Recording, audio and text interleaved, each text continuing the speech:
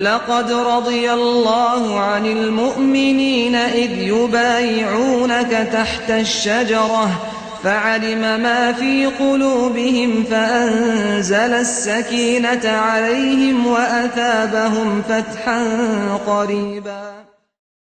ولقد دعا رسول الله صلوات الله عليه وسلامه لأنس بن مالك أكثر من مرة. يلجنو عليه الصلاة والسلام أنسينا تقوز دين سعار بعض لقود عن شدية توتن، وكان من دعائه له توتن دين دعنا الشادر: اللهم ارزقه مالا وولدا وبارك له. يلا تنا داخني الوعد ويزل الوعد بركة دياتنا. وقد استجاب الله سبحانه دعاء نبيه عليه الصلاة والسلام. الله دال شيء بيامرنا دعانا جواب دلير. فكان أنس أكثر الأنصار مالا. أنس أنصار شيخا أقل دقداهني دوشوري، وأوفرهم ذرية سارخا أكثرهم ذرية كان أقل دقداهي وشوري ذرية بيش بيري بيش دايو، حتى إنه رأى من أولاده وحفدته ما يزيد على 100. تنا شي بير شي بيري بير شيخا باعي سوغيرتن باشا ولي شا ولا لي أصدق وشاقيت تنش ليوزلت إحياء يلشنا دينا دعان بيركتا. وقد بارك الله له في عمره دالش داخل يحبر كالتنيرزن حتى عاش قرنا كاملا دوزن بعيش الجعبي آخره، وفوقه 3 سنوات سواقي قشودش أي بعي قاشرة.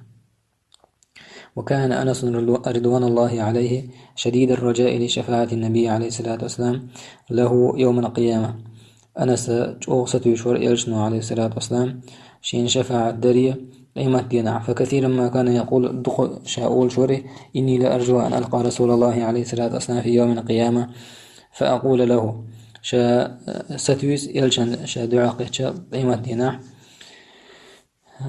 أيستن قال يلشن دعاقه تري ستويس شا قال يا رسول الله دير يلش هذا خويدمك أنيس أرى حون أوقدن ولا أنيس خويدم خادمي تصغير جن حسب الشاء جن تواضعا تأدبا شيخ خويدم يلجن عليه الصلاة والسلام شا أول شغل أنيس لذلك. ولما مرض أنس بن مالك مرض الموت، أنس بن مالك رضي الله عنه تونغش والجناح ولرتم قرقت، قال لأهله توشي قرقشي قال لي: لقنوني أرسون لك دايتش لا إله إلا الله محمد رسول الله. لقنوا موتاكم لا إله إلا الله عليه الصلاة والسلام. أي ليش أن لا إله إلا الله على دك تستش شاقق مالداح شاوي صلاح دي حردوش شيء خريطة شين دك تستش. ثم ظل يقولها حتى مات طول عشاء ولت إبي غرته. وقد أوصى عصية صغيرة جمع شيء ثاني كشتي الأدوية الدرتو عصية تصغيري عصانخ عاس كانت لرسول الله عليه الصلاة والسلام إلجن خلال بأن تدفن معه شيء دعولا، فوضعت بين جنبه وقميصه. إذا كوجنا آغر أسشن يقي وعيد البان. هنيئا لأنس بن مالك الأنصاري على ما أسبغه الله عليه من خير. وقي ويل أنس على ما أسبغه الله عليه من خير. الله دالا شين دينش ديكناخ أسبغ بوق أفال دا وسع دا شين دق دينش ديكناخ. فقد عاش في كنف الرسول الأعظم عليه الصلاة والسلام 10 سنوات كاملات.